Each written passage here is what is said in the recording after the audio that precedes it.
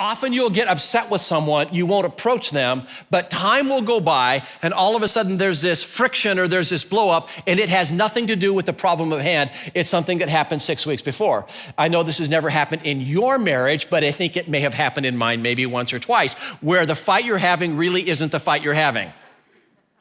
The argument that you're in really isn't the argument that you're in. Someone did something, someone said something 2 or 3 days before, 2 or 3 weeks before, or an accumulation of little things.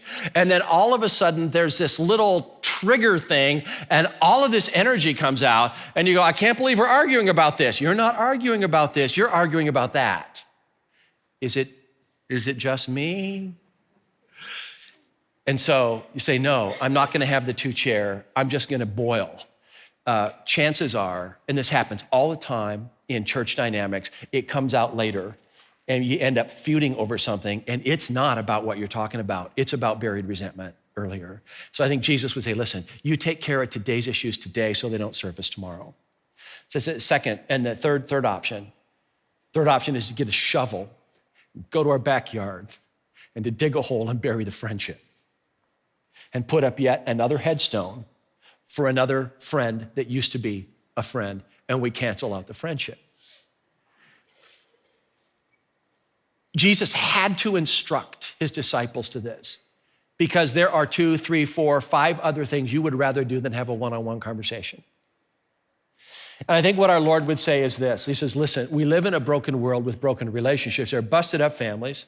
The political side gets so isolated from each other, they can't even have a conversation and move a city, a state, or a country forward.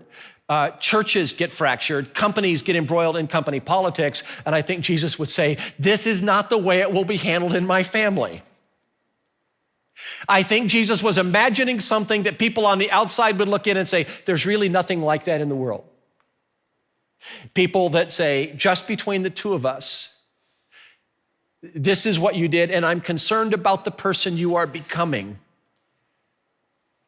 So I'm gonna do something uncomfortable me and uncomfortable for you. I need to tell you what you did with the hopes that we will heal. It's when you break a finger, there are things that make it worse and things that have the possibility of healing it, and Jesus sets us on a course of healing.